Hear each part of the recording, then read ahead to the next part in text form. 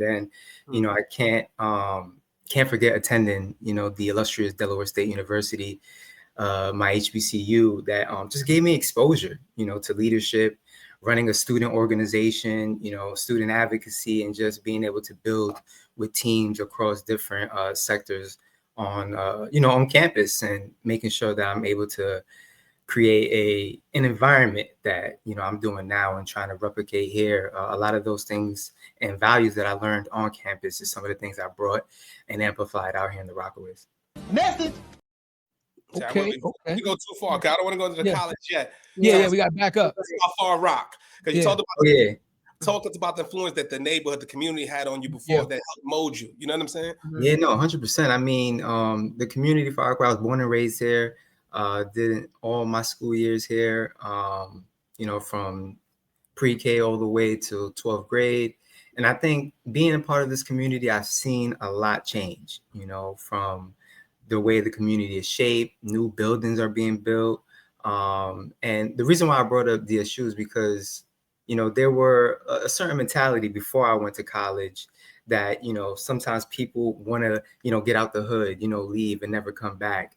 And I had that same mentality, growing up and leaving Far Rockaway to go to school, finding an education, going into the corporate world, and just, escaping and living my life. But being at, Del State really told me, like, hey, I need to come back to my community and really, really build that. So seeing just some of the things that are transpiring now in my community, I helped, make that happen, even down to some of the buildings that are being built.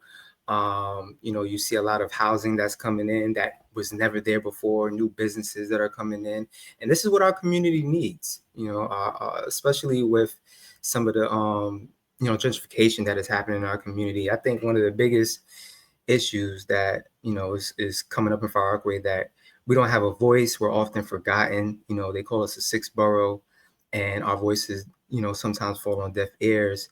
But, I'm somebody that is, going to be the voice for the people and try to amplify the voices of our generations across all ages. So, Far Rockaway is near and dear to my heart. I said it on an interview recently on Spectrum One News that, it's everywhere I go. It's near and dear to my heart, and it's something that I take everywhere I go. So I'm very proud to be from Far Rockaway.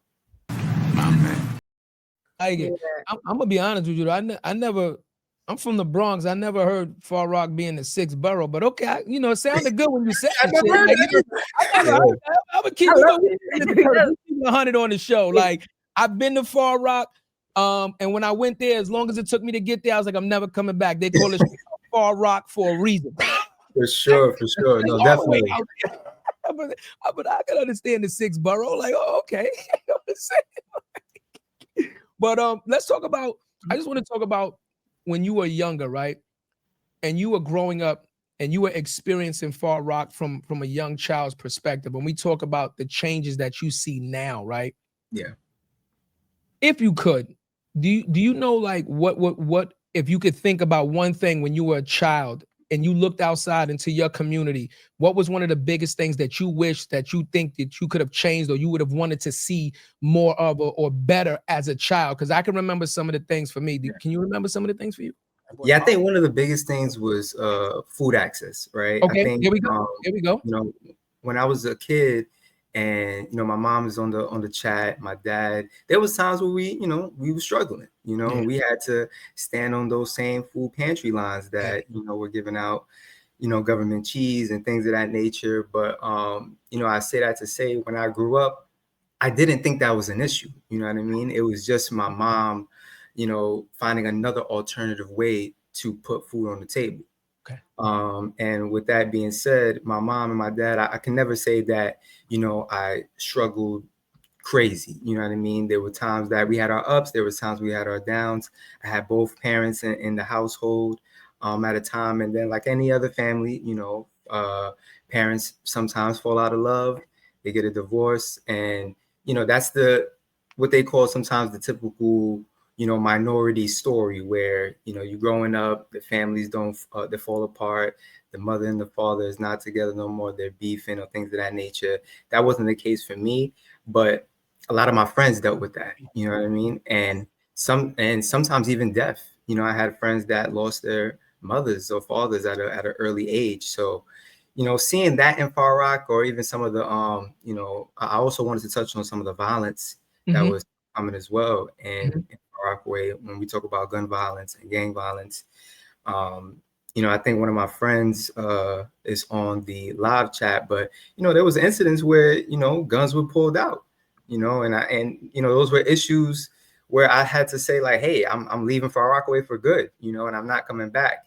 And again, those are the narrative and thought process that I had when I was a kid.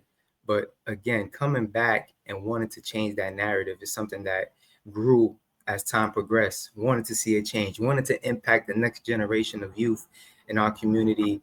I'm really, really proud of where I'm at today and how far I came, and everybody that met in the process, because a lot of people played a role from my matriculation from a young child to an adult now. Wow. I like that. That was real. I ain't gonna lie. That was real. That was real. And it's important because oftentimes when we start to mature, right? You start, like, think about what you said. A lot of people say, yo, when I get successful, I'm gonna leave the hood and I'm never gonna come back. That's because you're looking at some of these things as a detriment to the hood, as if it is the individual person's fault that they live a certain sort of way. Like, all of these people must have done a certain sort of thing to live this way. Hold on. I'm sorry, guys. Damn podcast. Yeah, shit's crazy. All of these people must have done a certain sort of thing, because we're not the only ones that live like that, right? You're not the only one on the line. There's a lot of families on this line, right? So you start to look at a lot of things that happen in your neighborhood and be like, damn, I don't want to come back because it's a bad neighborhood, not realizing that it's not the neighborhood that's bad, right? It's the way that the neighborhood is being poured into, right? It's the resources being poured into the neighborhood. It's the education of the neighborhood. It's the opportunities being given to that neighborhood. So now, as you start to mature and you start to get more education, you start to see, wow, if I run away from this, then I'm dooming the next me or anybody else in my family that hasn't gotten away to relive what we're going through. Then listen, hold on.